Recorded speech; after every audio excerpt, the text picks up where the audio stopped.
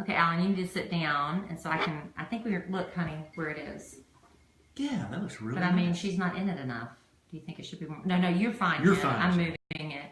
So we need to back this up a little bit, maybe. No. But we're going to sit closely together then. You'll be fine. You're going to sit over there by the... You sit on his lap. Okay, well, you need to sit. Everyone's going to be nice and cozy. Okay, you need to sit. Even with the mirror, I'm fine. Even if I'm a little bit to the right, I'm fine. Okay. Watch. I'm in the whole frame. You are? Yeah. Okay. And you've got plenty of room right here. Okay. Are you in that one, though? All right. I don't think the tripod... I think the tripod's pretty... So when you talk, you just have to go like this? Yeah, I do a lot of that. Or... Gayleen Seneker joined. Dana Hunt joined. Can y'all hear me? That happened to me last time. What? I'm sideways, and I started it sideways. So I'm going to have to do this. Maybe you should stop it and start it again.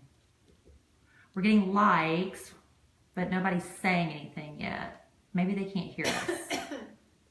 I'm just making sure y'all can. Kendall says they can hear you. Thank you, Kendall. Hey, Kentucky love. Chris and Fess. Sorry, guys. There it is.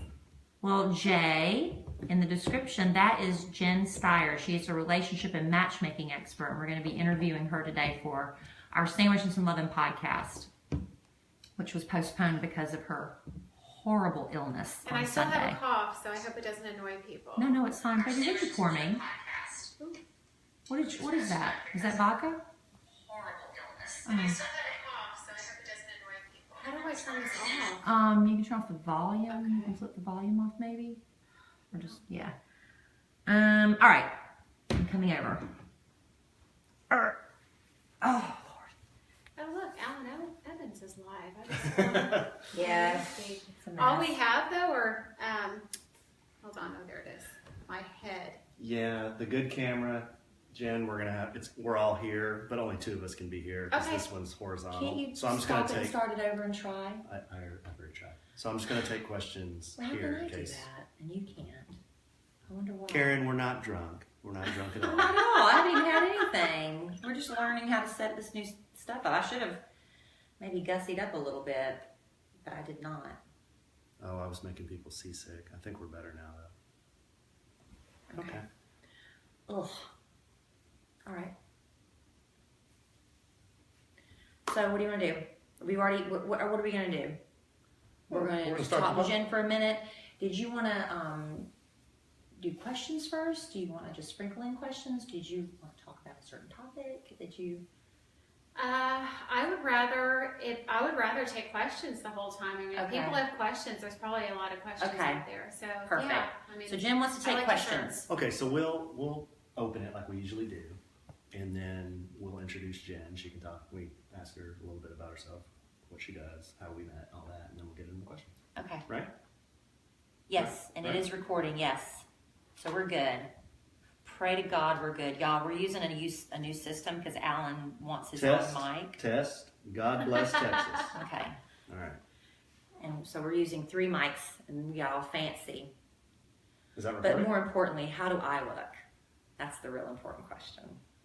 most importantly, you guys match, little cuties. I know, right? Little Twinkies. We're huge Johnny Cash fans. And on the last podcast, I was hunched over like this. Yeah, you were looking. And I looked very small. And it affects your energy as well. So I'm going to sit up like this time. And I'm going to try to let you talk more, honey. That's my new Sandwiches and Lovin' podcast resolution. You don't have to let me talk more. I talk a lot. I talk over you. Well, yeah, you do talk a lot. I'm sorry. But that's your bit. It's my bit. But you know what? We do bucket lists for ourselves for the new year. Mm-hmm. Maybe we should do a bucket list for the podcast. That's a good idea. Okay, We'll that's another episode of a podcast. This is good stuff that should be on the podcast. So right. Why don't you introduce this and then we'll get going. Here we go. Okay. This is very exciting. Very exciting. We don't often have a guest. It's very exciting. This is only the second time we've had it. We haven't even started recording the about this on the podcast. We haven't even started. Okay. It's time for another edition of A Sandwich and Some Lovin', the podcast I, Kellie Rasberry Evans, am so lucky to do with my husband, Alan Evans. Hello, Alan. And I don't know what number of podcasts this is. We stopped keeping count at this point. It's been a lot. It's been a lot. It's been a long road to get here. Feels like forever in some ways. It feels like 100 of them. And just like yesterday and some others. But it's really exciting for us because Usually it's just the two of us doing what we want to do. But we thought, like I told Alan, it can't always be about us. No, we're going to make this a threesome today. Yeah, today, well, yes, we have a guest. We did a very special guest. Yes, we're very excited to have a relationship expert because some people ask me for relationship advice. I don't have a degree, but I feel like I give pretty good advice. Sure. Am I an expert? I don't know. But she's also a matchmaker. Yes. And that's what makes it even more interesting. So please join us. You can already see her. Well, in podcast land you can't. On Facebook Live you can. It's Jenn Styers. Jennifer Styers. Yay! Yay! I get to be part of a threesome today. Yeah, we forgot the audience. It's my first for me. We forgot the audience clapping soundtrack. I know, right? Me too. All right. Well, this is very exciting because I've really never talked to a professional matchmaker before.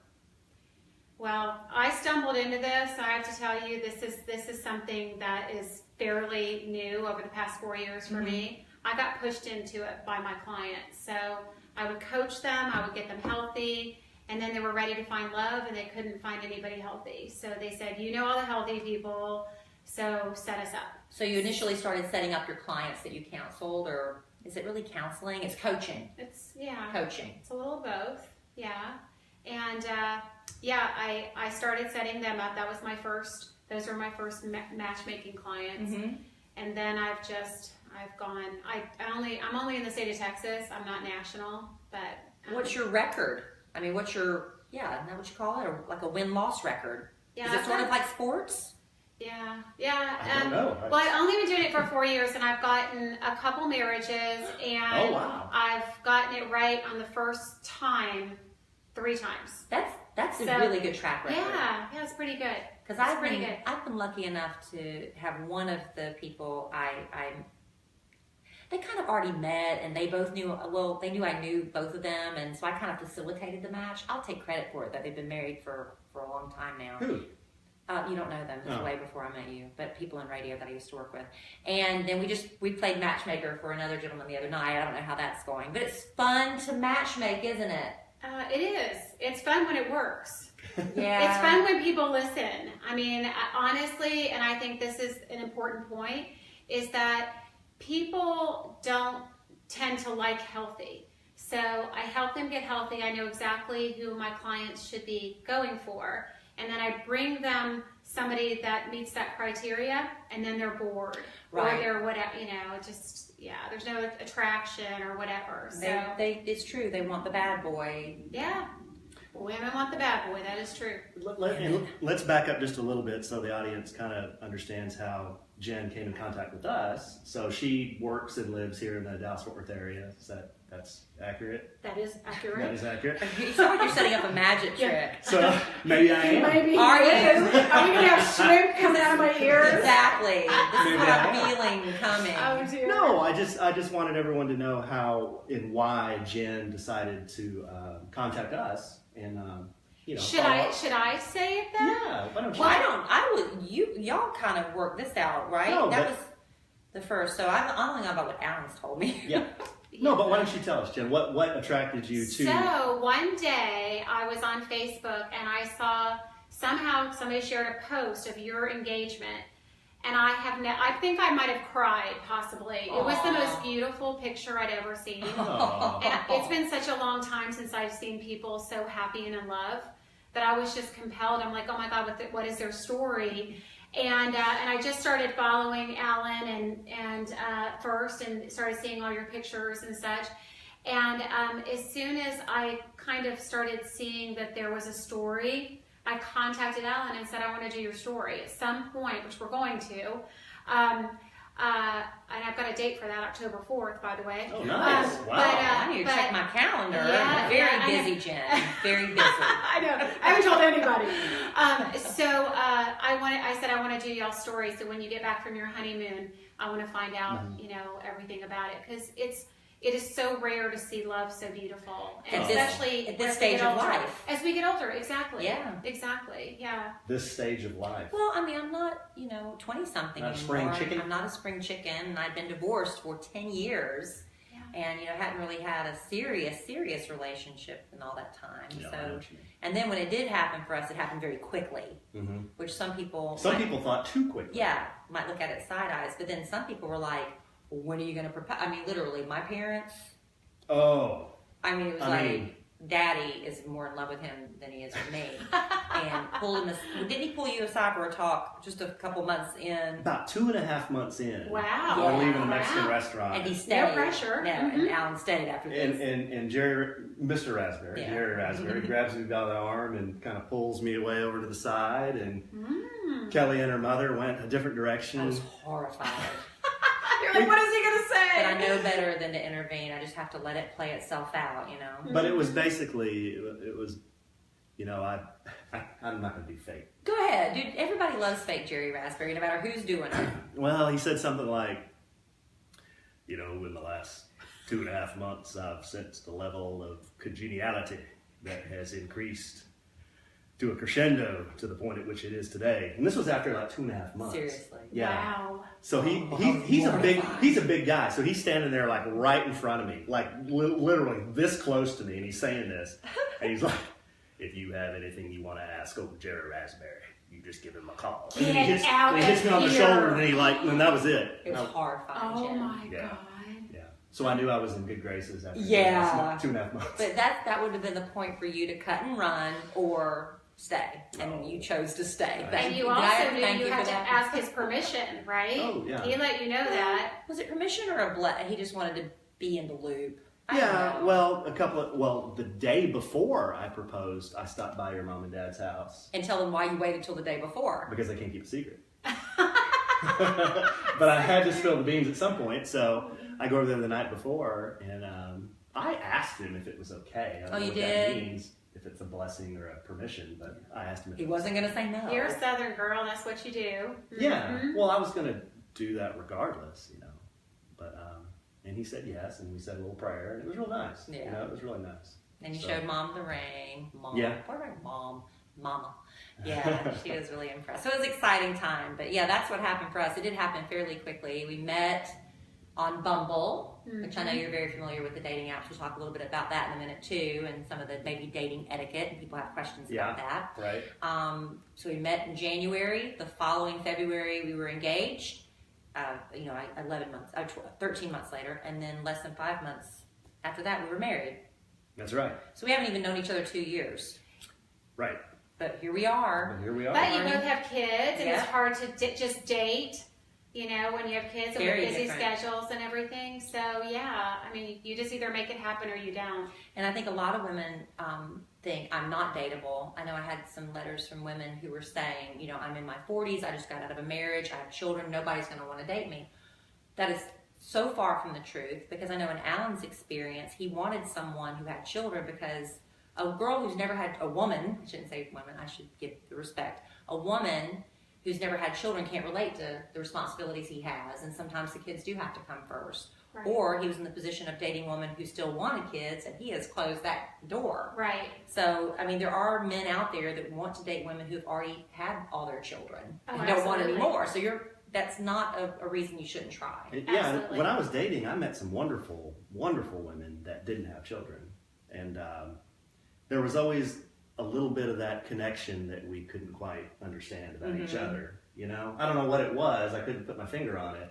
But it was something where, she didn't quite understand why I couldn't do this or couldn't do that. Or Okay, why she jealousy. couldn't come over or, those Right. kind of things. So anyway, Alan's going to be, because we are, a little side note, on Facebook Live as we're recording this episode of A Sandwich and Some Lovin'. So he's going to be taking some questions from the people who are watching us now on Facebook Live. I wish we could figure out a way how to do the podcast live. We haven't gotten to that stage yet, maybe one day. But we had asked for some questions from you on our social media. So I have a couple I want to get to. And going back to matchmaking, when I first said we're going to have Jenn on, we're going to be talking to this expert relationship expert and matchmaker, this woman wrote me on my Facebook page, and I was like, what? She said, I'm letting God be my matchmaker, and he's the #1 matchmaker. Which I get that. I believe God absolutely chose Alan for me, but if I hadn't gotten on Bumble, I wouldn't have found him. Right. And sometimes you got to help, God gives you all these avenues. And I think God can use a matchmaker to bring two people together who aren't getting it. Well, absolutely. And I think also, I'm a Christian matchmaker, and I think God's in everything. Mm-hmm. So I definitely feel like there's plenty of times when I'm matching people that I just get a sense about someone. And I truly believe that, God put me in this position. I'm a connector. I love to connect people, whether it's matchmaking, love, or business, or whatever. I'm a connector. And so it's just, sometimes you got to help God a little bit. That's right. Or God gives you the vehicles. You just have to use them. Right. And speaking of a woman getting out there and dating again, got this from Stacy. She said, I'm separated. I had been with my soon-to-be ex for 26 years. How do I get back out there again as a 47-year-old? I'm a little worried about the whole online dating thing. I'm also overweight and competing against 20 and 30-year-old women. I'm not looking for a relationship right now. Everybody says that. That's like a self-preservation thing, right? But it would be nice to take it slow and meet new people. What would be your advice for Stacy? Well, I think age definitely plays into things a little bit. I think in this dating world, 40s are pretty easy. I think what I find as a matchmaker, that when a woman hits 50, things change as far as what men are interested in. And I think men also in their 50s, men in their early 50s tend to go younger.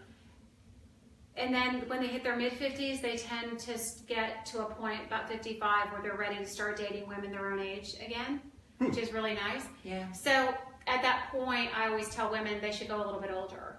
And they probably should anyway from a maturity standpoint. Yeah. It is a competitive dating world. I'm not going to lie. Like, I'm going to be one of these people that goes, okay, if you put on a few pounds, take it off. Go work out. You've got to feel good about yourself.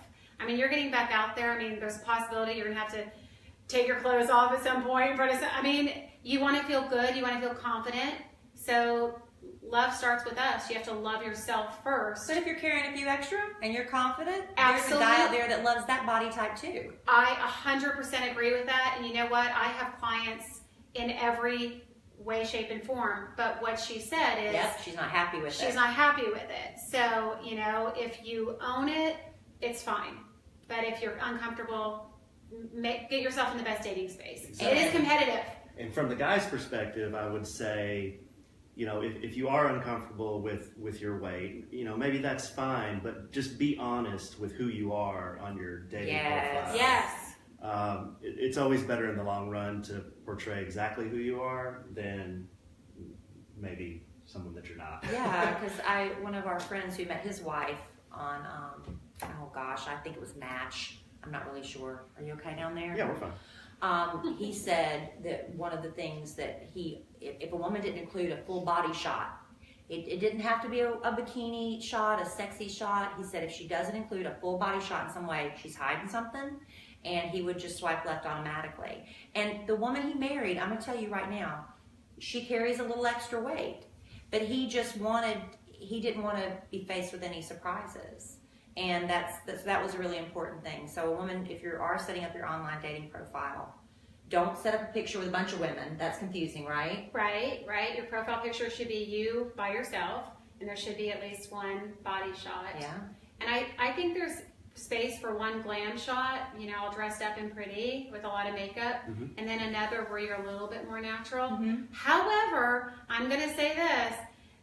Putting those pictures in your Facebook account and Instagram, you need to watch what you're putting out there when you're single, because that's where people go. It drives me insane.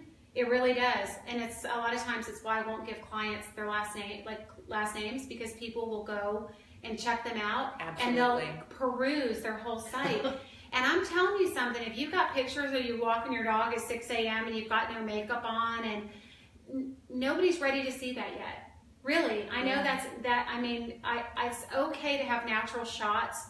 Just put your best foot forward if you're single. So even if you're going online dating, clean up your Facebook profile and your Instagram. That's a good tip. Clean it up. I didn't either, but she's right. Yeah, the first thing you did was go look up me, and I did the same for you, right? on social media. Yeah, but before I met you, I had like 2 Facebook friends, and I didn't have an Instagram. You know what your Instagram was? It was like flowers.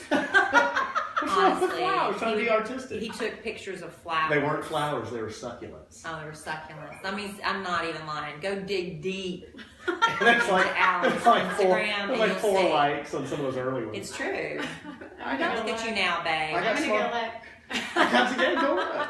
I got smarter with my content as time went on. Okay, so hang on. So based on what we were just talking about pictures, so Match did a study and they said that selfies are out. Like men do not like women that have a ton of selfies, and women don't like men with like the bathroom shots and all that. So talk about this, like, and I've had clients say this. I've gone to her Facebook page. There's pictures. She's wearing revealing clothing. I wouldn't ever date somebody like that. And it's 500 selfies.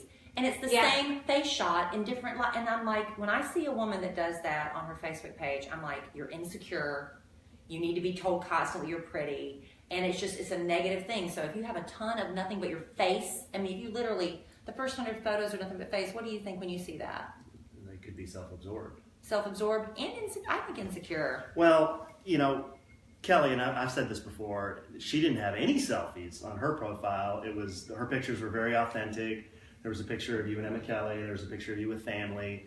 That wasn't my first picture. I didn't lead with a picture of me and my kid. No, but I've always said that, you know, that authenticity, that's what attracted me to your profile. You know, there weren't any selfies, and I could just feel that through the pictures. And the reason I swiped left on you the first time, I had a selfie out there, but I was doing a joke. But I didn't know you were doing a joke. I thought you were gay.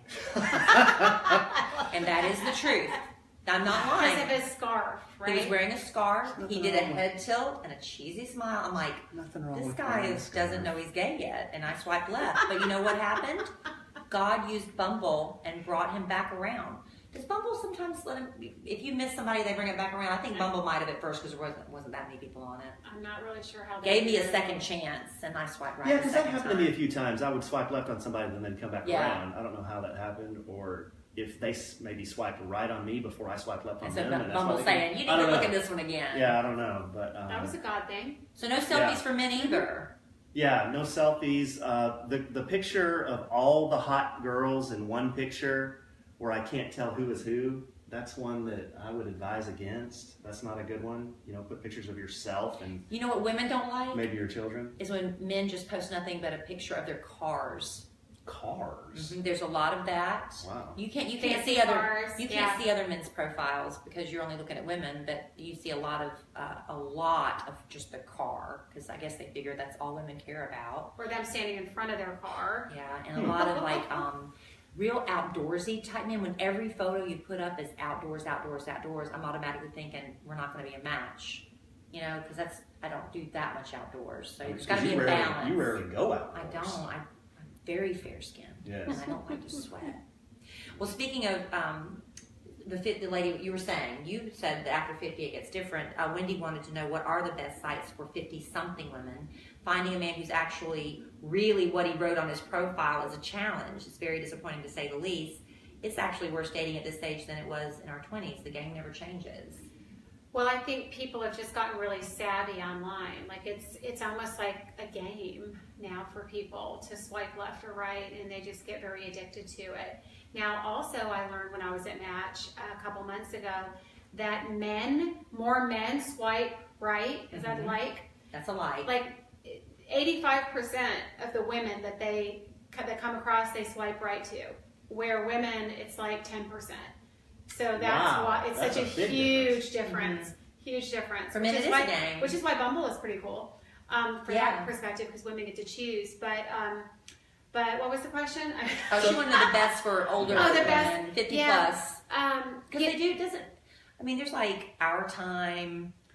I know, and I'm not sure that site is. I know they're working on building that right now with Match. It's a Match site. Is there one called Grindr? That's not for older people. No. Is it Grindr? I thought Grindr was for hooking up. What is that? I think that's a gay site. I thought it was gay men hooking up. I think my husband was trying to get a show. I heard Justin talking about that one time. That he's gay. Yeah. Okay. Got it. Check. Yeah. Nothing, there's anything wrong with that. Do we rewind that and delete that? No, that's going in. That's going in the podcast, Jen. It's live. Okay, so 50 and older. I'm going to say 50 and older because I feel that there's a safety factor. I think people that are 50 and older need to get out. They need to ask their friends. They need to start a social network. They need to go to their church. They need to go to singles things. They need to get out there. They need to meet people face to face and make sure they're who they are. Yeah. You can use the app, but don't rely only on the app. Or I'm going to say it. I think a matchmaker is the best for somebody that's 48 and over. Well, isn't a matchmaker kind of expensive though? I mean, is it? Not necessarily. Right. No, it's not. No, and I'm going to tell you something. Even if you spent, which I don't charge as much, but even if you spent $20,000, which some matchmakers charge way more than that, I don't. But even if you spent that, if you saved 5 years of your life or 10 years of your life looking, and all the expense and hard expense and everything else that you have to go through to meet that person, to just be able to sit in your home and get a phone call or an email and be introduced to somebody, it's so much easier. And they're pre-qualified. Like, that's a scary part for me. I'd be terrified to date. I would be absolutely terrified. That and dating's expensive. It's very expensive It's for just a man. expensive. Because I wasn't paying for a man. nothing. Yeah. I didn't pay for nothing. Yeah, you got that right. Not for a long time. So anyway, but I mean, I like a man to be a man and take care of the check. For sure. I think that's a big no-no on a first date. And Matthew Hussey, the dating expert, or whatever he is. Is he a dating expert? Yes, he's a dating yes, expert. yes. Yeah, he says a woman should always offer to pay on the first date. And I was like, horrified. That is horrifying. Isn't that horrifying? Horrifying. Thank you. He thought, I don't know what he had an explanation why. I think he felt like the man appreciates a woman. But I was like, okay, so I'm going to tell you. So they actually matched again. They're going back to their, what is it, Singles in America study. If a woman pays on a first date, the man thinks she's more interested. If a woman pays on a first date, she's trying to get out of it so she doesn't owe the guy anything and doesn't feel obligated. Okay. So it is the kiss of death from a woman's standpoint. So that's why Matthew thought it was a good idea. See, and it's wrong for me because as I was trying to tell him as a woman he was wrong, but he can't get in my head. I would never allow a woman to pay on the first date. And that's why I married to Kelly. Even if you weren't into her, like... Oh, even if I wasn't, I'd still... What if she was rude? Like that. What if she was rude and then broke out her wallet? If she was rude and broke out her wallet? And said, I'm paying for my half. Maybe. Who knows? I don't know, but I remember going on dates that were less than spectacular and me still paying. We had a question that came up on the And Sandwich and Some Lovin' Facebook page. It was, how do you find a matchmaker? Like, what's the best way to find a matchmaker? Do your research. I mean, I assume wherever you are, whatever state you're in, you're always best off picking a matchmaker local because they have a better local database. Okay. Like, I've got other matchmakers in other states that will come to me for matches, and it's just not as effective. Are those the people in the back of the airline magazines? I'm not saying anything. Well, I mean, I'll tell you. You don't have to. I'll tell you what happened. To my friends, if you're reading the back of the magazines, there's always matchmaker services on there targeting businessmen who are flying. And can I ask another question about that? Yeah. Why, when you see that ad, there's always that apparatus that's called like the Liberator, and it puts you in this like weird position? Have you ever seen that? I don't know what you're talking about right now. Are you making another joke? No, I am being dead serious. Why are you making a goofy face? What's a Liberator? Because you guys are laying out on me. It's like an apparatus for... I'm reading matchmaker ads. What are you looking at? Is it like the opposing page? The other page? No, it's gosh, it looks like a futon, and you kind of lay on it. It puts you in different positions. And the matchmaker's sitting on that? No, the matchmaker's ad. So confused. The matchmaker's ad is right next to the that. Liberator? Uh-huh. Are you implying that it's just keep going. Just sexual undertones? Keep going. Okay, go ahead. Keep going. No, I was being dead serious. I was just going back to the matchmaker thing. My girlfriend, who was on like Match.com or whatever. Thank you, Kelly. She had a matchmaker approach her on the website and said, "Would you like me?"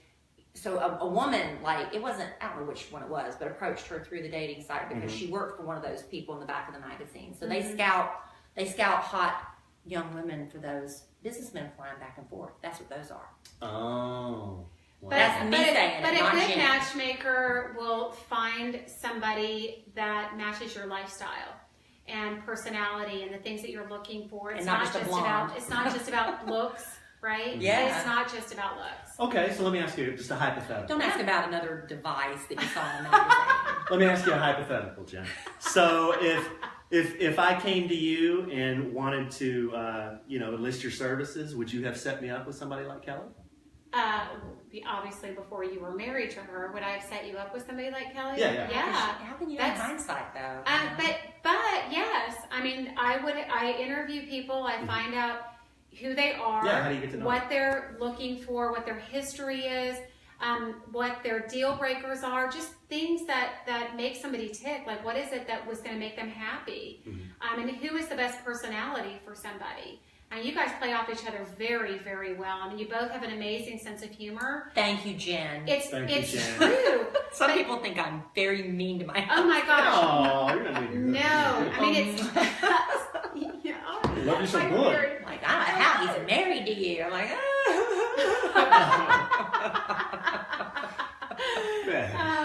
I don't take it personally. No, it's okay. It's okay. It's all right, honey. I got you. But you're both fun and playful, so playful, both of you. And you would need somebody with that kind of personality. Otherwise, you'd be bored out of your mind. Honestly, right? But he is aggravating sometimes. Yeah. So I have to be honest. I'll let just bring up obscure. That was your outside voice, Kelly. You heard that. Obscure facts. Yeah, that's interesting you say that, Jenn. We went to lunch today, and there's this little joke I make over and over to Kelly, and it drives her crazy. And, But he knows it does, and he keeps doing it. okay, but I don't do it all the time. But I did it. I was doing it at lunch, and she finally says, In front of the waiter. I don't like it when you do that. I really wish you would stop. I mean, just, in a nice but firm way. I was very firm. And I can tell when she's genuinely upset with me and when she's just, So you're not going to do it anymore?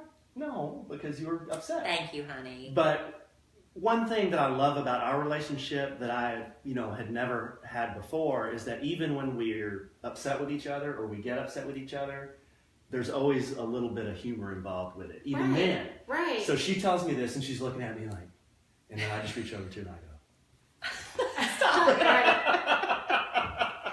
and it kind of broke the tension, but It doesn't. Plus, I think we're both really good about not holding grudges too long because it's no fun. Right. Oh, absolutely. It's just somebody's got to get over it and break the ice. well, Kelly's really good about that, and that's a personality trait that I think a lot of men would hopefully look for in a woman is that her memory is so short. I mean, if she gets upset, she's over it. And then, we talk about it, we get past it. Yeah, good. but I mean, She's I'm not over it. I'm not going to lie and say we haven't fought. I mean, I've talked to people say we never fight. I'm like, well, you got problems. If you never. That's fight. true.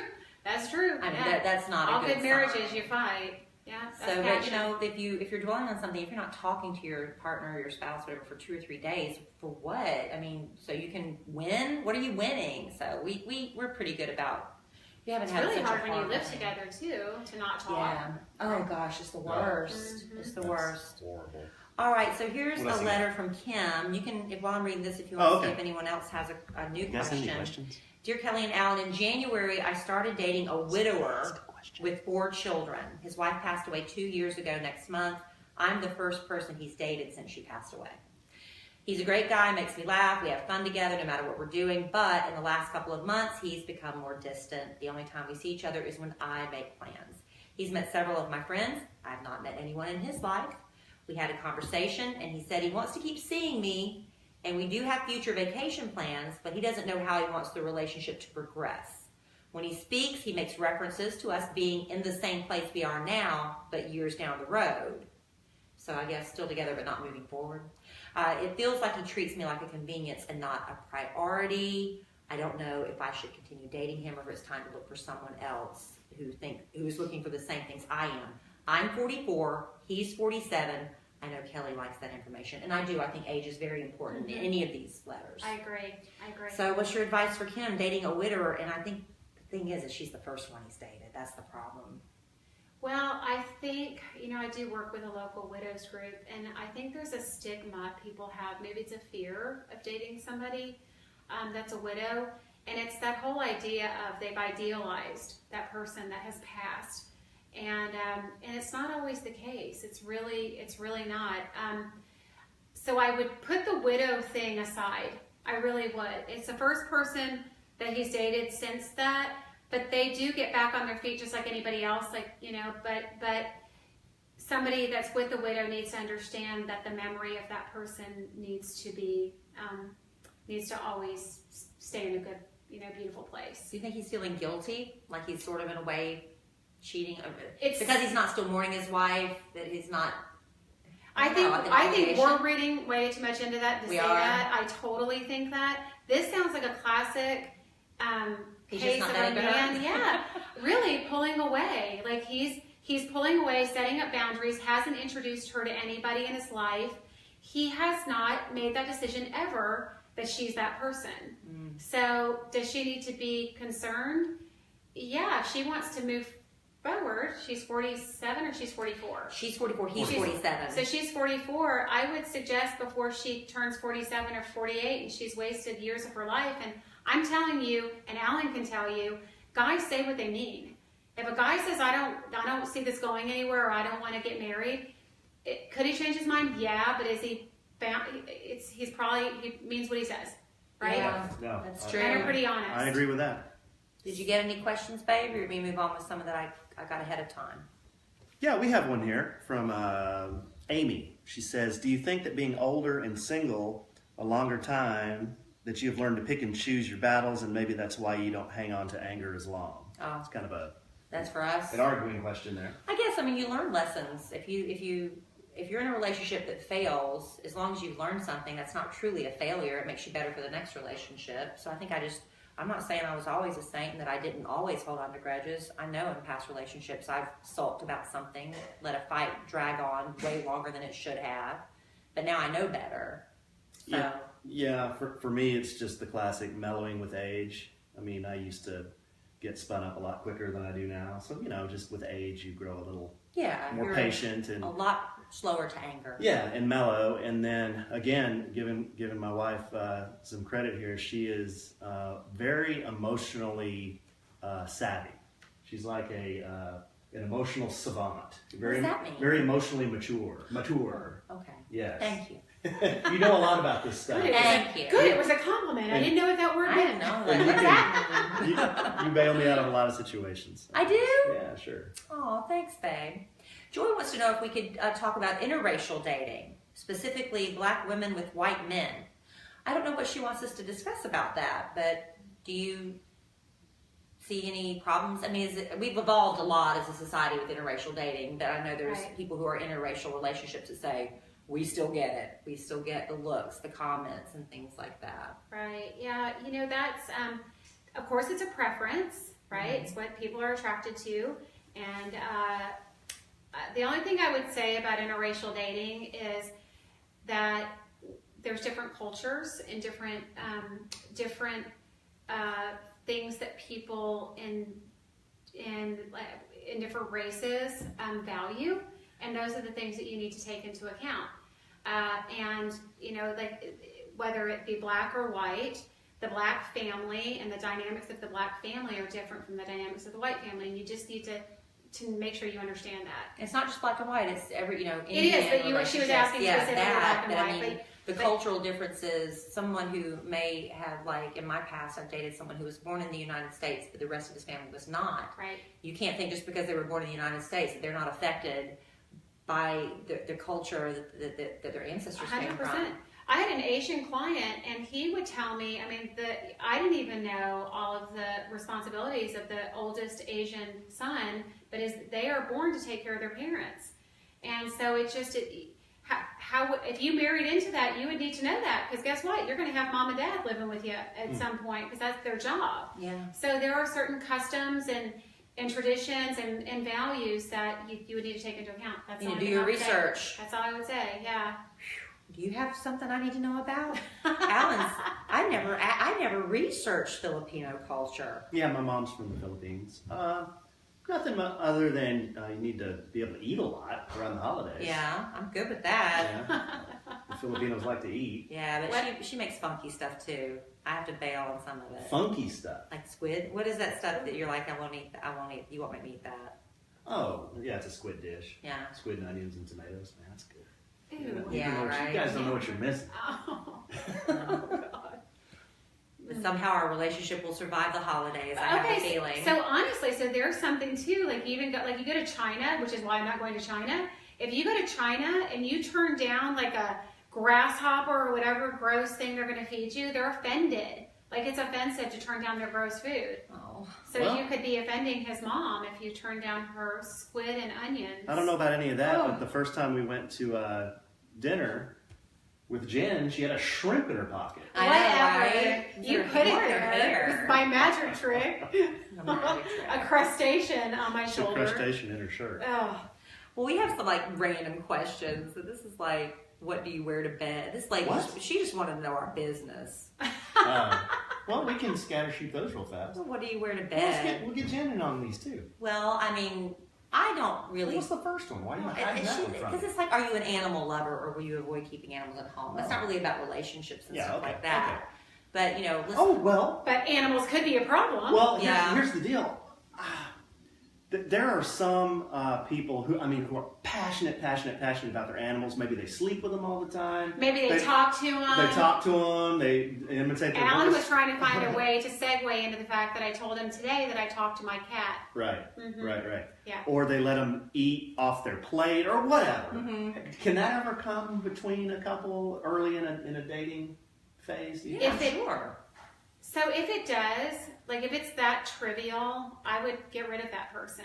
I really would. I'm an animal lover. I mean, I'm not going to let a dog eat off my plate and then I'm going to eat it. But animal lovers need to find animal lovers. Sure. I mean, right? Okay, there you go. Right? That's good advice. Yeah, but I mean, what if you fall in love with a man, but he's deathly allergic to your cat, but you really love your cat? What do? Do you get rid of the cat? I'm just telling you because I love my cat. Yeah, and that's why I bring up that example. I wouldn't date him. If he was allergic to cats and I knew right off the bat that he was, I would never even date him because I'm not getting rid of my cat. Yeah. See, I'd be afraid. Well, yeah, would I have gotten rid of my dog if you really didn't like my dog? I couldn't have. No, but you knew I liked dogs. I know, but I'm just saying, I'm trying to put myself in that position. Like if you made me choose between the dog or you, before I would have gotten to know you, I would have said, get out of here. Now, I don't like really big dogs, but I don't like really... He's scared. He's terrified. Well, I'm terrified of big animals, just period. Yeah. Like rhinos. And I found that out when we went to wine country. Somebody's whales, I don't like whales. Yeah, like we have a lot of encounters with dog those. is not even... He was horrified. Like a Great Dane? It was a big Saint Bernard kind of looking thing that somebody at a restaurant in California, everybody takes their dogs everywhere. Yeah, it was like a Malamute. They just left it right out in front of the restaurant, and Alan just went white and like backed up and wouldn't go anywhere near it. I'm like, oh my gosh, is he's that afraid a of cultural dogs. thing now? I thought he was going to eat me. Is that No, when I was a kid, I'd always walk down to this pond and go fishing. Well, there was this German Shepherd that guarded this little farmhouse. And a couple of times I tried to run to the pond and make it past this pasture before he would see me. Well, one time he saw me and he charged me. He came over, was barking loud, and came right up to me, and I thought he was going to attack me, and then he just ran off. It was this big German Shepherd. And ever since then, I've been scared of big dogs. Yeah. And I had a horse bite me one time. So my uncle had a horse. What was your whale interaction? Why are you afraid of whales? I don't like deep water and big things in the water. Yeah. I used to have ducks chase me when I'd walk to the library, which was rare in college. I walked from my dorm and I had to cross this creek, and I swear to God, those ducks chase me every time. I just kind of look out of the corner of my eye, and then all of a sudden they go, wah, wah, and they were just like, and I just have to haul it, like they would chase me. So I am afraid of ducks. I am. Are you actually gonna make fun of her for that? No. I've never met anyone afraid of a duck. You know, really quick, I know one of my friends on Facebook had asked about where do you meet people, if it's not online or whatever. And I think this is my answer for that question. I think you meet people everywhere. Yeah. I honestly think you keep your eyes open and you talk to anybody wherever you are. If you're in the grocery store and you make eye contact, talk to that person. You never know where that person's going to be. Go out with your friends. Do things that are non-alcohol related, because that changes things too. Alcohol obviously does. People under the influence sometimes aren't making good decisions all the way around, right? Oh. No, that's fine. He's just that's cute. It is important that that we keep our eyes open all the time, because I think you can meet somebody anywhere. You can meet them at church, you can meet them at the grocery store, you can meet them walking down the street, walking your dog, at the dog park, whatever your interests are. At a wine tasting, go to things by yourself. Go sit at the bar. I tell people, go sit at the bar and have dinner somewhere. It's the hardest thing to do the first time. The first time is hard. But, the other night I met a very nice man sitting because I was at the bar by myself with the one we matchmade the other night. Very My early. wife was at the bar by herself. I showed up early and for she dinner. met a very nice man. Yeah, Okay, there was continue one the seat story, next. please. You know the story. There was one seat next to me, and I just how are you? I said, I'm really sorry you got the worst seat in the house, because he was sitting in a very odd place. But it was just an opening, and everybody's just looking for an opening line. I think that's the hardest part, is you want to say something, but you don't have a good opening line. It doesn't have to be something really snazzy or smart, or real sexy. It just has to be just anything. It's relative. Anything relative. You can talk about anything relative. The food, a meal, if there's any commonality, if somebody's, even online, like if somebody's got pictures with their dog, I love your dog, I used to have a lab, like that. I mean, but make it relative and true and authentic, because people are looking for authenticity. Yeah, and that guy, this man and I had a lovely conversation, and I said, I have so many single friends, I'm going to set you up with somebody, and he wasn't walking in there. He was probably hoping, everybody's hoping to meet someone when they go out if they're single, right? Boy, and that worked out really well. It did. We were going to tell Jen about that too. We all went out, me and Kelly, one of Kelly's friends, Shanda, and then Shanda brought her girlfriend to meet this man that Kelly met. So we all knew somebody there, even though these two people never met. Yeah. So Kelly and I and Shanda and this other woman, her name's Denny. Well, she might not want all of her business. Okay. Her name is not Denny. Her name is not Denny. Something else. We go rolling over to the restaurant and meet the guy. This guy who shall remain unnamed. Okay, he'll remain nameless Just in too. case. And it was like after 5 minutes, Not they were even. best friends. Not even. It's like we didn't even need to be there. Right. The chemistry was so immediate, and we were just like, okay, well, we can all go home now and leave these two. And I want to say, I want to take a little credit, maybe some of it was us, but I think even if they were there by themselves, they would have been They great. might have. They just hit it off, and they were both kind of the same outgoing. We need an update on that. Yeah. Yeah, right, we do. But Jen, that's an interesting point too, because how important is chemistry on a first date? Because to be honest, Alan and I, on our very first date, we talked back and forth. We hadn't even verbally talked. It was all text messages and Bumble messages back and forth. We didn't have this explosive chemistry like, oh my God, I cannot wait to see this person again, wiping drool off my chin. It wasn't like that for either one of us. But it was nice. Pleasant. It was fine. So do you think a lot of people put too much pressure, expectation on a first meeting? Yes, and I'm so glad you brought that up. That is one of my favorite parts of this story, this beautiful love story of y'all's, is that it wasn't like people want to wait for that feeling of their stomach, turning and there's butterflies and they want to, go home and rip each other's clothes off, and that's not what it's about. That's called infatuation, and chemistry, real chemistry is something that is physiological. It happens. Its smell has a lot to do with smell. It has a lot to do with things that aren't, that we're not aware of on a mental, basis. So people should, and first dates, all people are always nervous, right? So people should always give somebody, if they had a good time on a first date, chemistry or no chemistry, whether you felt nothing, if you had a good time, you should go on a second date. You always should.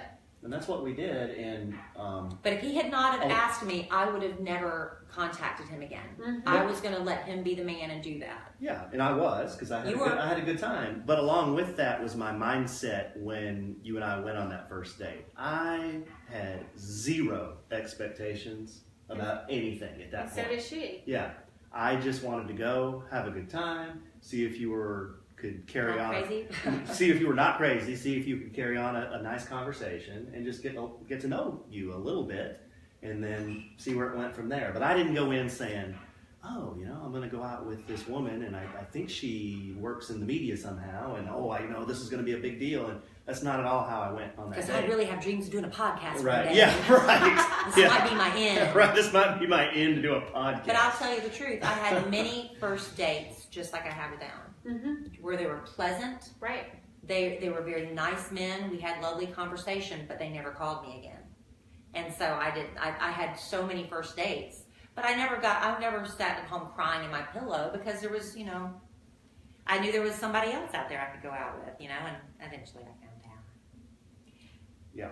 Well, I don't know that I had quite the optimistic outlook that you did. I was discouraged there for a while. Well, sometimes you have to take a break from it, don't Right. you? And I that's- did. Absolutely. And that's what I told myself I would do at the beginning of 2016. We met early in 2016. January 7th. January. No, January 10th. But We messaged on we January 7th. messaged on the 7th, met on the 10th. But I told myself I'm not even going to date in 16. I'm going to take an entire year off and just, focus on myself and my job and the children.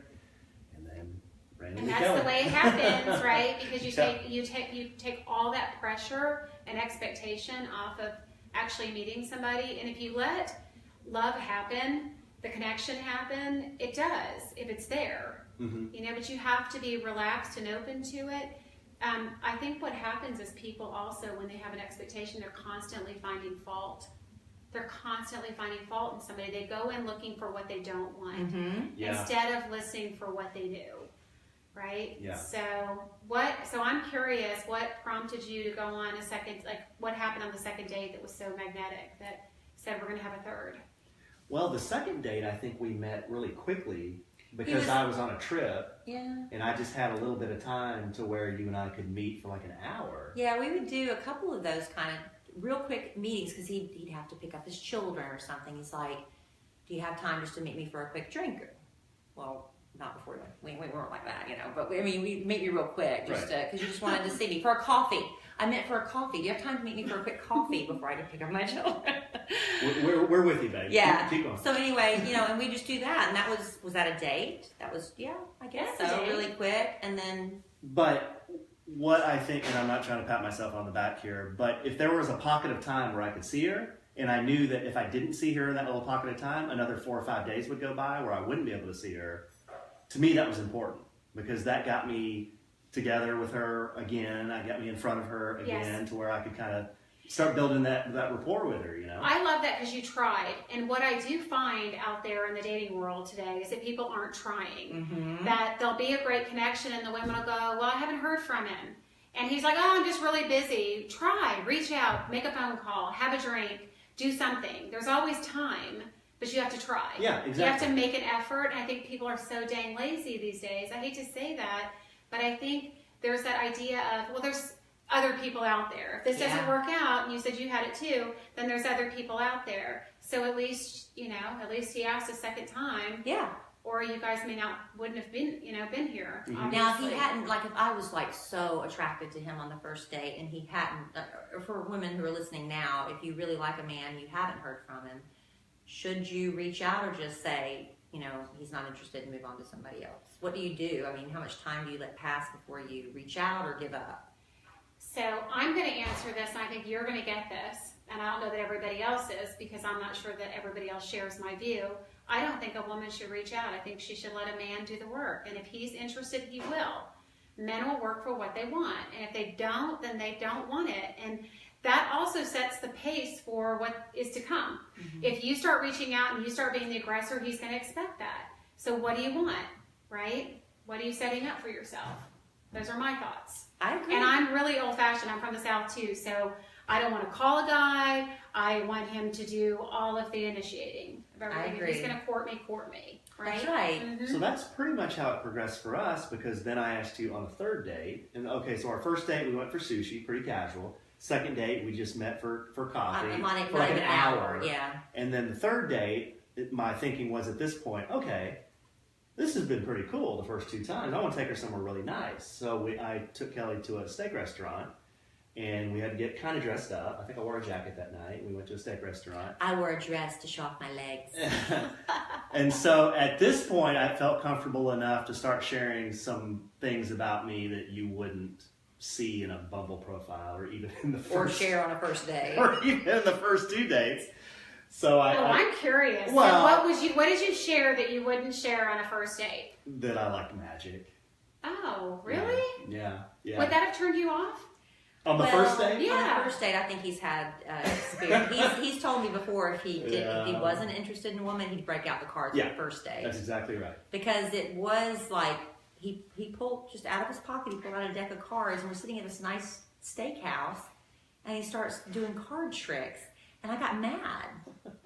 Because they were good. They were good, and I wanted to know how he did it. And I was like, I feel stupid because I don't know what you're doing. And I got real mad. And you know what he did? He showed me how he did it. Mm-hmm. And I've never shown anybody how I did it. And he never has shown anybody because he didn't want to make me mad. But the good thing for him is I don't remember anything. I can't remember. He can do the same tricks for me now, and he's shown me, and I can't tell you how he did it. But so that's what you do. So next time you do a trick, then feed her a whole bottle of wine, then she won't remember. I don't like, know. What was that? I wasn't even drinking on it. Now, everybody else in the restaurant was loving it, and I was sitting there with my arms folded like, I cannot believe I'm dating a magician. But I felt, But then I started loving it, and I'm like, do tricks for our friends, honey. It's so cute, Yeah. But I felt comfortable, I guess, enough. My point is I felt comfortable enough after the third date to start sharing some things that weren't things that you would tell a complete stranger. Yeah. Hey, I'm a magician on the side, you just don't do that. Yeah, it was fun. I love that, but I think that's so important. Like, that's me. I mean, I get it if you didn't want to break out the cards on your first date, but if that's who you are and that's your passion, it is. It's a lot. That's what you do, and it's going to be something she's going to experience for the rest of her life. You want to tell somebody about that, and I think those are the things when we talk about first dates. Like, what do you talk about? What don't you talk about? The rules, and I don't think there are any rules. I think you be yourself. Yeah. You present yourself, and if somebody likes it, great. They'll stay with you, and if they don't, they're not going to enjoy the long-term thing. Sure. Sure. Just not. And so I thought the third date was still early enough to where it didn't look like I was hiding anything, but I have some pretty unique hobbies, so that was cute. Magic being one of them. That was fun, honey, and I enjoy it now. But on the third date, I was like, "What are you doing? What is going on?" And then he was such a gentleman. I told him, I think after our fourth date or so, I was like, "I don't think this is going to work out because you're not aggressive enough for me." Oh yeah, I love this one. Because so what did Allen do? At that point, I started feeling like he wasn't attracted to me beyond, pleasant Because he company. wasn't kissing you? Right. He didn't kiss me till our fourth date. And it wasn't like a So tongue down my throat. Hug It was goodbye? just a kiss. Yeah, it was all hugs. And I just said, I don't think this is going to work out because you're not aggressive enough for me. And that flipped the switch for him a little bit. And he wasn't like ridiculously over aggressive to the point where it was, off-putting. But I just told him, I said, now I need to show me that you find me sexually attractive as well as here's whatever the other word is. Here was my thought process there. By the time you and I had met, I had seen and done everything. Done it all. I know. So I had been, I had been out with a lot of women that were very, very aggressive, even on the first date. Yeah. And I didn't want that because I had been on a lot of dates and met a lot of people that were aggressive early. Things would be aflame there for about a week and then they disappeared, and I didn't want that because I felt like I've now met somebody nice that this might potentially work out, So I didn't want to risk anything in that regard that might, I guess, lose you. What did you think when I said that, though? You gave me a sign. You're like, I was like, okay. That was a big sign. Like, you better do something. Better make something happen. She's interested. I was like, hey, I was like, that's fine. I'm glad you told me, but I wasn't gonna risk, us not going out after the first or second But date. there's got to be a good kiss. Like, if there's... Yeah. And I know women that won't even go out with a guy if there's not a decent kiss in the first or second date. And I know a lot of women don't kiss on the first date, which I don't blame them. But if they do get a kiss, they want it to be a kiss. They want it to, they want to know they want the attraction, the chemistry. That there's something there. Yeah. Now, because you can fall in the friend zone if you wait too long and you're huggy, and then you're friend zone after a while. So yeah, and that's what I thought it was getting to that point. It's like I don't think we're going to be compatible in that area. And let me just a brief aside. My daughter's in the next room and she can hear some of this, so I'm gonna have to do a lot of explaining after this. I'm afraid. Okay, so what did you say? Sexually attracted and stuff like that. I said grinder and liberator too. I think she was in the shower, then I don't think she heard that. okay, so we'll keep it G-rated, but I think this is important We because can you go just PG. PG, but not PG-13. So we'll put some headphones on her. Right. Okay, so you just said something important and I hear this all the time, Kelly. It blows my mind how aggressive women are today, and the women make the first move, and lots of things happening on first dates. Yeah. We won't talk about. But you know what we're talking about. Yeah. But is that the right thing? I mean, is that what attracts a man to a woman? Does a man? I can answer that for other men, but I want to know for you because you were clearly done with that. Is that what attracted me to a woman? Did that turn you on? Was that a good thing? Well, no. Overall, I don't think that's a good thing. Overall, I don't think that that's. We have a lie face over here. Listen, but you were coming. Any man coming right out of a divorce or something, they got to get some stuff out of their system. Sure. And there are plenty of women out there that will help you work it out. Absolutely. And I wasn't that girl. Yeah. Yeah. Right. But are they the ones you're wanting to fall in love with and marry and do all that stuff with? Probably not. Okay. Why? Because if they're doing that with you, they're doing that with everybody else. Let's Probably just be so. honest about it, right? Probably so. I'm not hurting anybody's feelings. And your dad told me that one time. Ooh. Oh, was it a different conversation or the same one? The same one where he grabbed me and pulled me aside. And my mother and I are just standing over there like, what is going on? What are they talking about? That's why you didn't. And I've always said that if she's sleeping with you on the first night, then she's sleeping with everybody else on the first night. Oh, this is after 2 months of dating, Jen. Yeah. Mm-hmm. Yeah. That's actually. Yeah, I know. Way to go, Dad. But I have heard men say this about that situation is that it changes the dynamics. Yeah. So you're getting to know somebody, the deep conversations, the really getting to know somebody's soul. You go out to dinner, you come home, you drop them off, and instead of that conversation on the sofa happening, something else is, and it's interfering. And then the guy will say, well, I wish I wouldn't have done this and gone this far because now we're emotionally invested, or she's emotionally invested because of that, right? And so it's important that we take our time in doing that, because that's crossing a line for some people. Sure. And I think though, if you're presenting yourself like in your online, if you're doing online dating and you're presenting yourself as this very sexy creature and your breasts are hanging out, that a man that's swiping right on that is probably expecting that on a first date. Of course. So you need to be really careful about the image you're projecting. I think I purposely chose pictures of myself that just showed me happy, hanging out, just a lot of light. I mean, I was trying to project a feeling, and I guess you picked up on that. I think the energy you project is what you're going to attract. That's what that's what I believe. I didn't want to. I didn't show a sexy cleavage-bearing dress because, That's not what you were looking for. That's what I was looking for, and I was afraid, when you see these women, and I think they make the mistake of a man, if I'm not sexy, he's not going to swipe right. Because it's competitive. It's a competitive dating world, right? Yeah. But that's not what we want to be competitive about, right?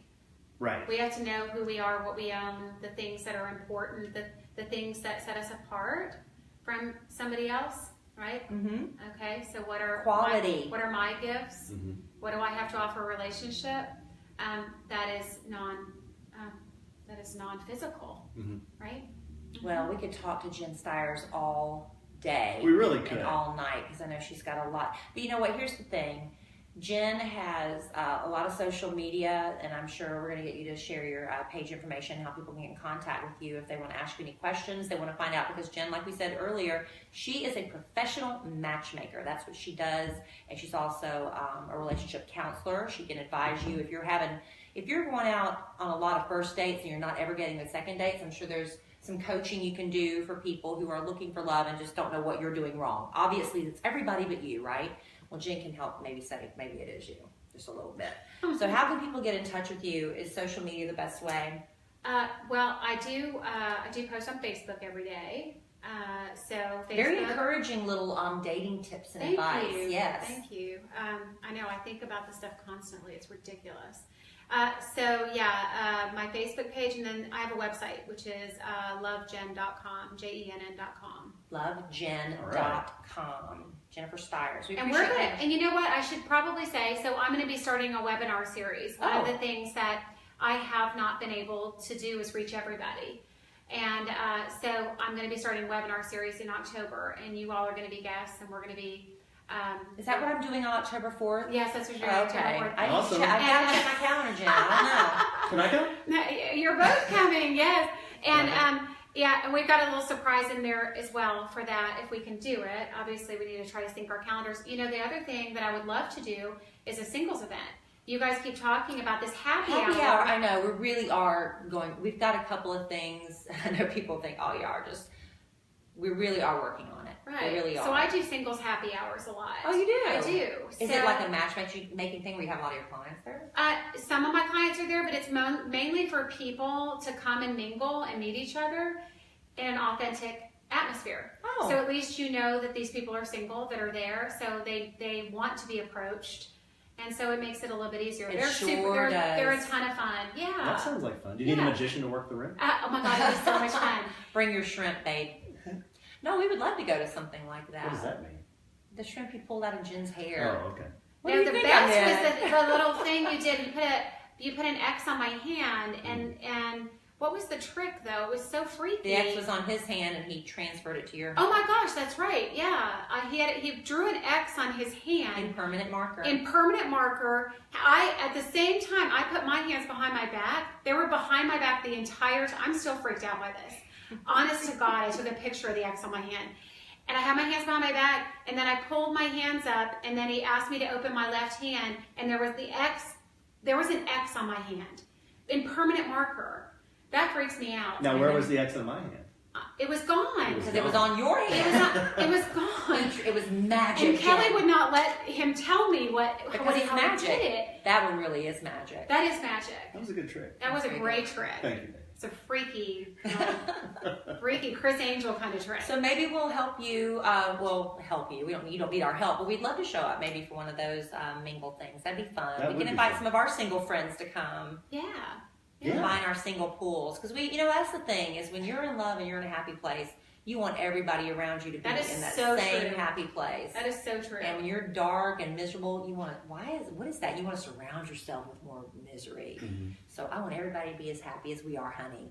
And aren't we happy? And that is happy. That's so happy. We need plastic surgery to remove our smiles. That's We're right. so happy. That's right. Well, Jennifer Styers, we really appreciate you hanging out with us. Yeah, thanks for having me. At the Evans Estate, formerly known as Rasberry Manor. In the Great Hall of the People. The Hall of Mirrors. Yeah. What did you think of Alan's present for me? Isn't that cool? Is that what? That is your That present? was my Christmas present. Wow. He surprised me and hung a whole wall full of mirrors while he made me get out of the house for 4 hours. Wow. Do you love it? Love it. It's I was beautiful. So surprised. So beautiful. Very touched. Thank you. So anyway, that's this edition of A Sandwich and Some Lovin' with Jennifer Styers. Thank you so much. Love Jenn, JENN.com is her website if you want to get in touch with her. I'm sure there's links there to all of her social media as well.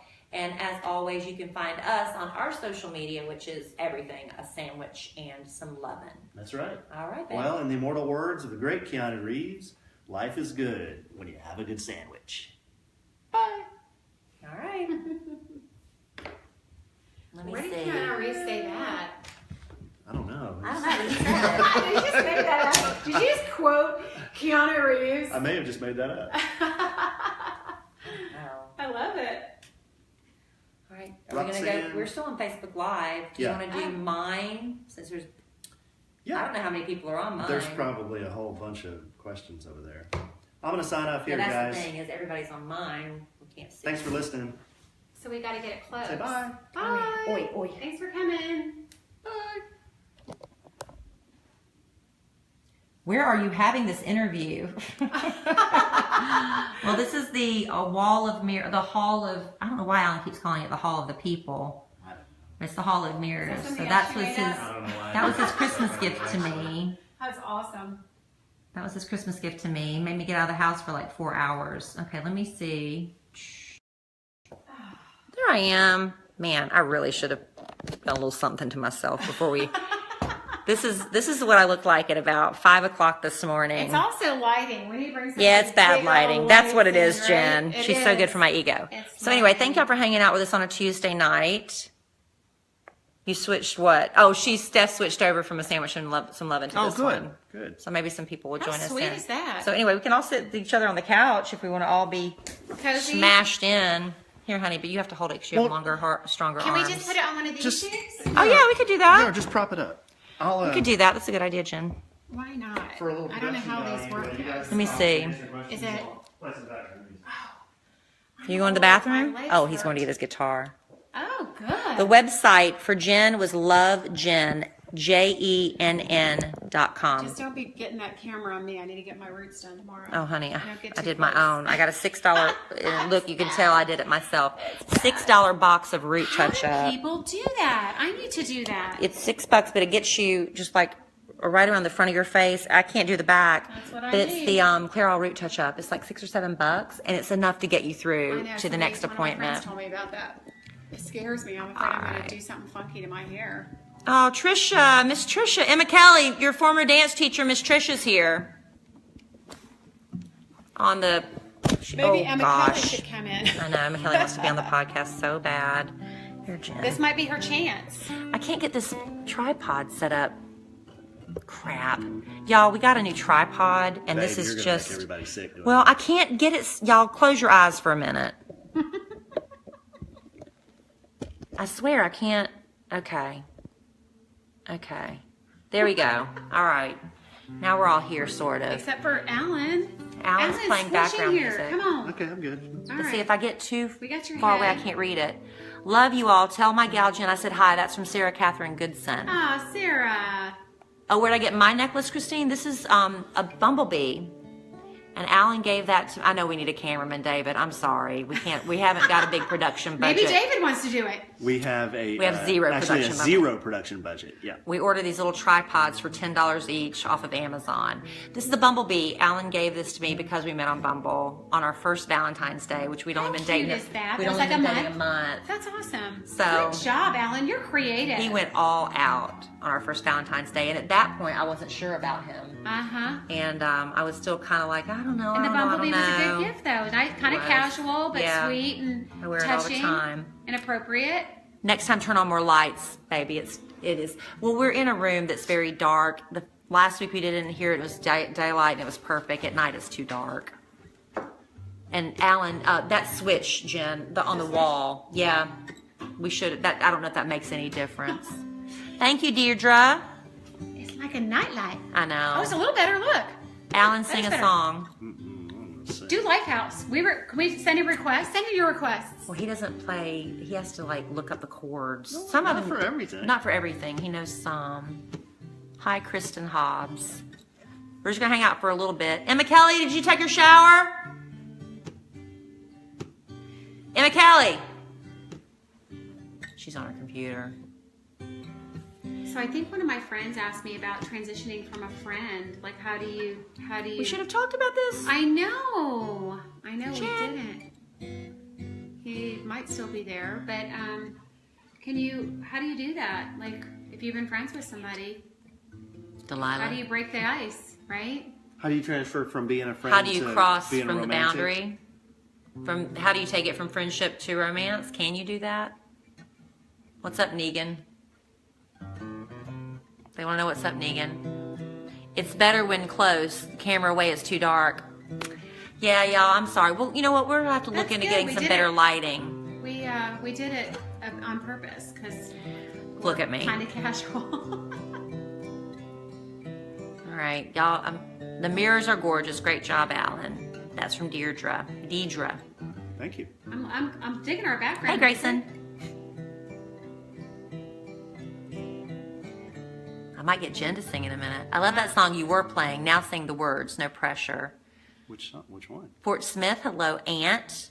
Is it possible to get out of the friend zone? That's Christine Zamora wanting to know. Okay, so somebody else wants to know the same thing. Is it possible? You know what? The best relationships start as friendships, and they should be friendships. So, yeah, I mean, at some point you've got to broach the subject, right? But also, keep it enough off the table to say it's okay. If you don't feel this way, it's okay. But that's, That's a hard conversation that's a to hard have. one, right? Yeah. I'm watching with my little ones. That's reminding me of bath time with them. Kelly, they want you to play Metallica, or is that Metallica? I don't know Metallica. I met Kellie and Allen at a company event last year. Very nice, down-to-earth people. Thank you, David. We're here for the compliments. What am I drinking? Well, Aunt.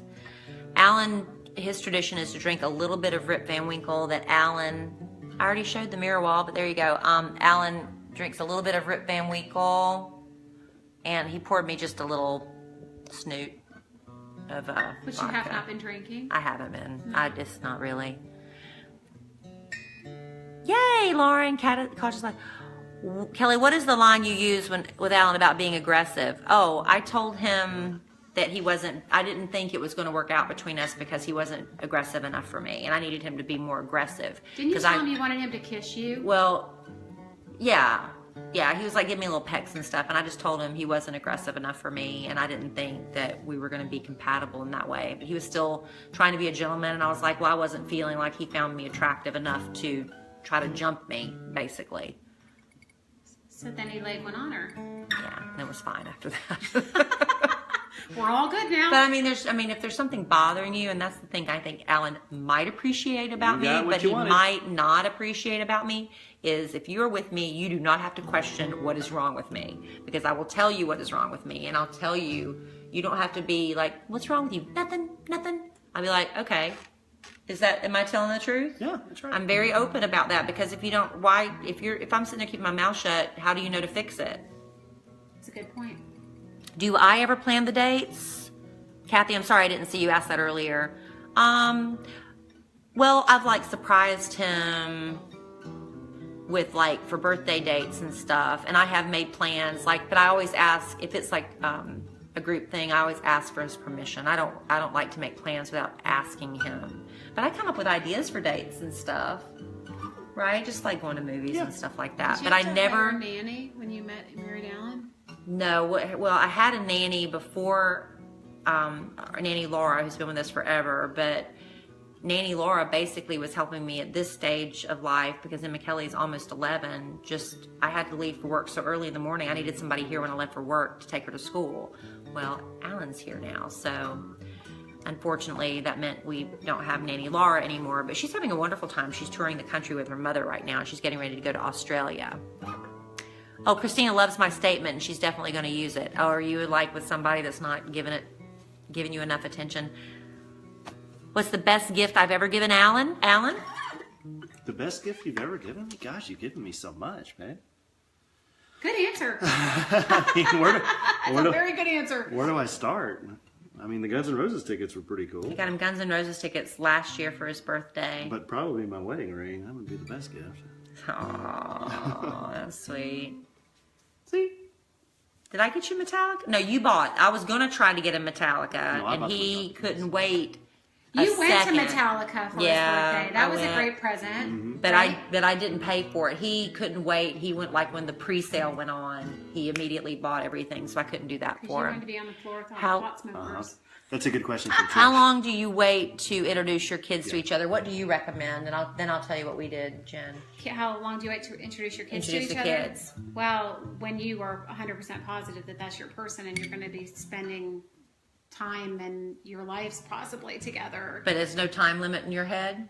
Yeah, there's a time limit. I wouldn't put a time, 2 weeks or 2 months. Right. When your relationship hits that place where you are talking about being serious. Yeah, because your kids can get attached. Kids get attached. But you answered because you just looked through it. For us, Alan even had it in his divorce papers that they both agreed 6 months. Oh wow. Okay. Which I was like, wow, that's a long time. But hey, if you 6 months, you're in at 6 months. Of course. And for me, what was it like? It's about 2 months. 2 months or so, because we knew at that point, and I didn't have that kind of rule. But yeah, so it's like 2 months. Alan just came over, and I don't really remember what we did. We didn't do anything. I just came over, and I think your friend Carolyn was here. Now, Kelly was here. And we just kind of just And I all think hung we just- out. we It just wasn't hung a out. date or anything. We just kind of hung out. And had dinner. Yeah. Yeah. And then when I met his kids, it was a really big deal because It the was kids. 6 months and It one was day. 6 months, man. And the next time he had them after the 6 month mark, the kids were really excited at that point because, you know, my daughter wanted to meet his daughter. They're close to the same age, and the little My kids were excited, though, and I tried to get them in on the meeting. I had the boys like making Jell-O, so they made raspberry Jell-O for Kelly and Emma Kelly. Cute. Yeah, And they were then- part of it. And then they all drew pictures and made cards for Kelly and Emma Kelly that said, like, you know, nice to meet you. Glad we're How finally getting awesome is that? So we tried to, we tried to make it a big deal and make it fun for the kids. Kelly, you too. got romance. You get this guy romances I you. know. You're so lucky. And he got his kids involved, and then we all went to like a play place. So there was, you know, just not us all sitting around looking at each other. We went because our kids didn't know each other at that point, and so we all went to a place where they could play games and stuff. How does Emma Kelly like having siblings? She loves it. How are the exes at handling it?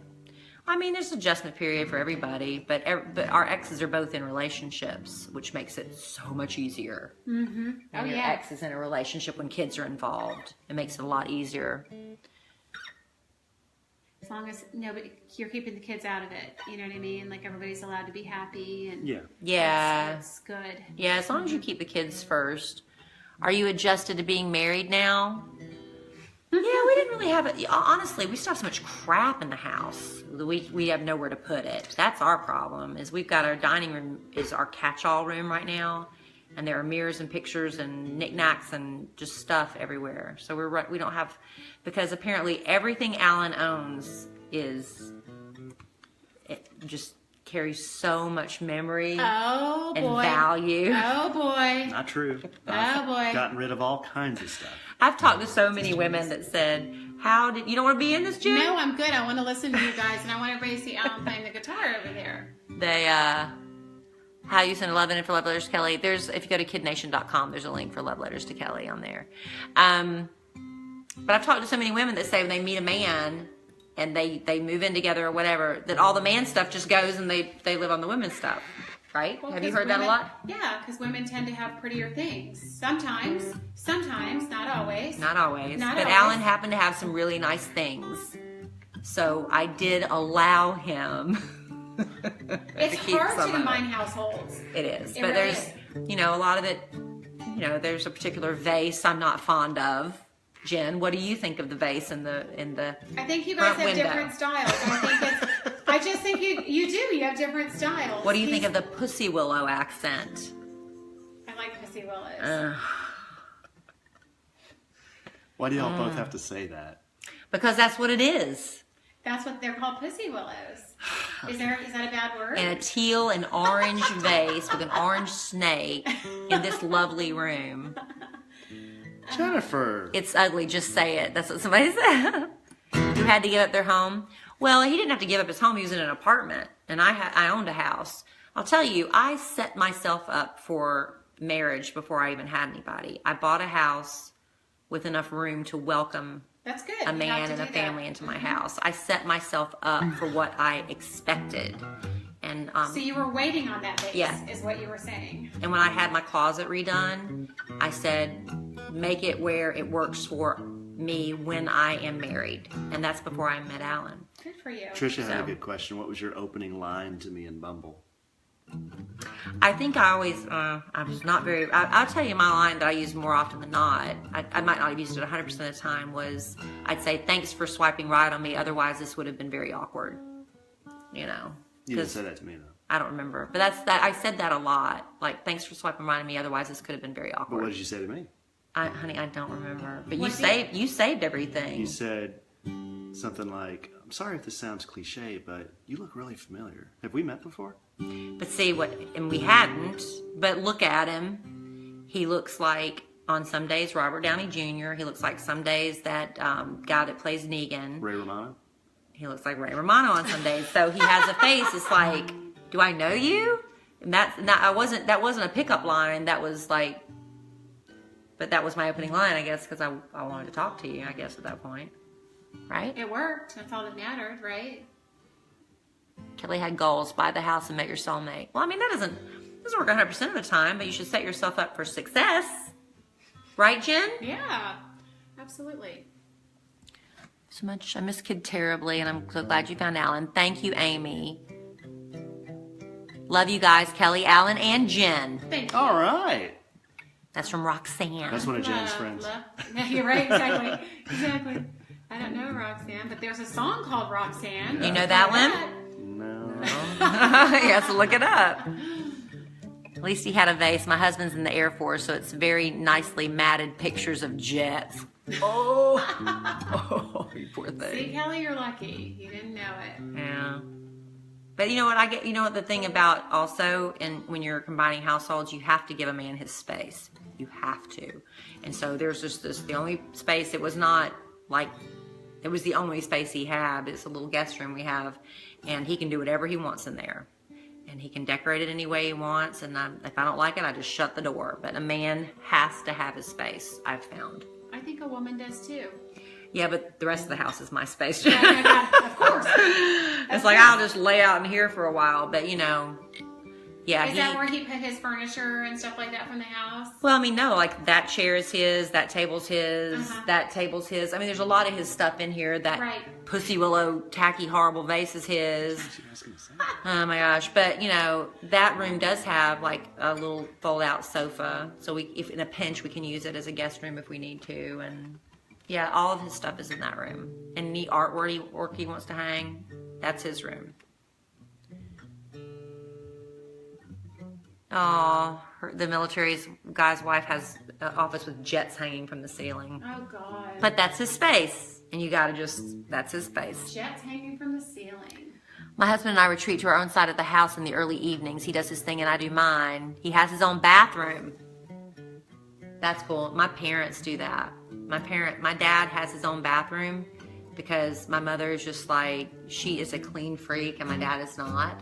And so that works for them. But you know what my dad does? Bathroom, though. He does. He does?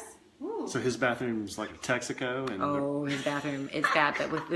But he leaves it junk everywhere. But if company's coming, he's respectful of, because he's up there by himself. It's like a part of the house she doesn't go into, but that's his space. He can do whatever he wants again. But if company's coming, he will scrub it himself and doesn't ask her to do that. So there's that.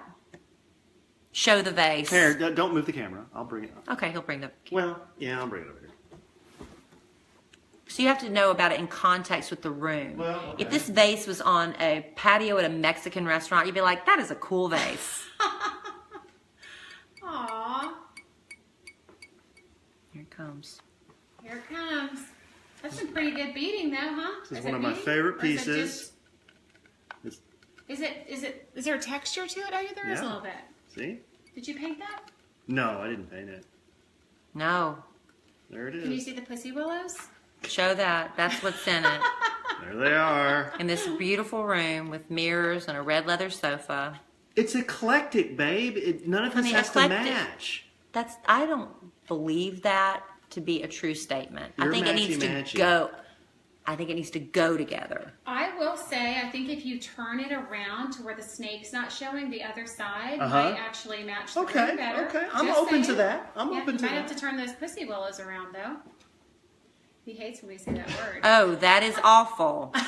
Oh, but Stuart likes it. Of course Stuart would. Stuart. David, the snake makes the vase. Isn't that interesting? The men love like it. the snake. But Christina has your back and says it matches. It matches what? Is that better, Kelly? Though, look, that's a little That better. is a that's lot pretty nice. better. Right? Turn the snake See, away. we compromised. The space is going. No, it's not. It's just Oh, you want to see the red sofa? Well, did you see it in the... Well, we have to do this. Well, can you... Well, oh, what? Can we do it? yeah, you might have to. Here, I'll do it. See?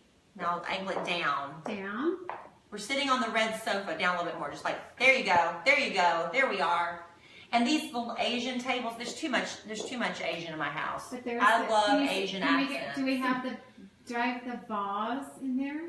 Is she can you showing see it? it? Yeah, I think you got it. Is that it? It looks better turned around, Jen. That was a good suggestion. You Okay. might have helped us compromise on that. See? Okay. But those little tables I got, like on one of those neighborhood swapping things, that was cool. You go to the restroom? It's right there on the left. That's the bathroom that Alan painted for me one weekend while I was out of town. Vase must go with Kelly on this one. Play the guitar. I think the vase needs to be turned around so you don't see the snake. Somebody did that. Jen suggested that. That was good. Hey, Amy. Amy said hi. It goes very well. Very nice. Bye-bye, vase. How long are you going to make this thing, man? I like the rest of it. I don't know. We can go anytime you want.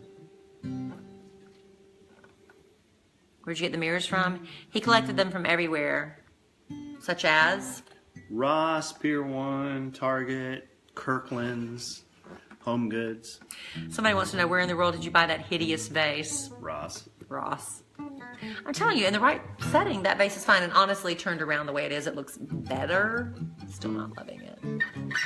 How's it working with the Big Al? It's exactly the way it sounds on the radio. Aunt Lara.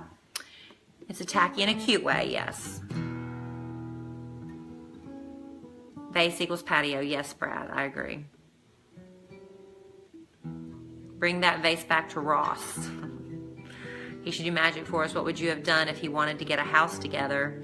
Well, we're not discounting that, but I've put so much work into this house, and I've only lived in it for 3 years. Remodeled the kitchen, added a pergola, did all sorts of stuff, and we decorated all the rooms for the kids. So we've put a lot into this house already.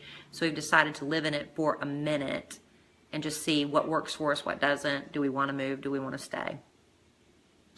If there's some things we can adjust by, adding on. But there's no room in the backyard for a pool if we want that.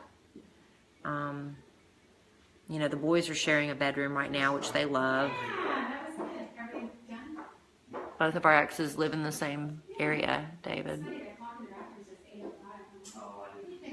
All right, we're going to go because I'm sure Jen's got to go. I'm missing America's Got Talent. Oh, so are you, Tracy. All right, so we're going to go ahead and wrap it up. Jenn, love Jenn, JENN.com. Hi, y'all. This episode, there's her fingers. This episode is going to be available, which we forgot to say on the podcast, but I'm telling you now, on iTunes or Google Play.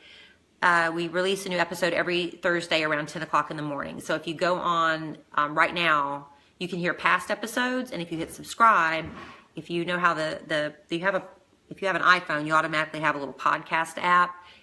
It'll just pop up, hey, there's a new episode of A Sandwich from Some Love, and you'll get automatically notified about that every Thursday. And we really appreciate it if you would subscribe, because that makes us look good to our boss, and that kind of stuff is what's going to help us get these happy hours that we want to do with everybody and get everybody meeting and hopefully matchmaking. Like Jenn said, she has singles, mix and mingles, and we'd love to do some of those too. Because like I said, Alan and I are so happy. We want everybody to be happy. I'm looking at you. And we'd love to be part of your love story. Wouldn't that be awesome? If we could have a little small part in making you happy, we'd love that. So anyway, we'll see you Thursday with our next edition of A Sandwich and Some Lovin'. Don't forget to check out the past episodes. And we'll talk to you. Gosh, it's going to be a little while because I've got to go to Mexico next week. So you have to go. I have to go for work, right? Yeah. But we won't be able to because Alan's not going, or else we would have done a podcast from Mexico. So it'll be a while before we're back on Facebook Live again. But thank y'all very much, and thank you to Jenn for being here from LoveJenn, JENN.com. Bye. Thanks.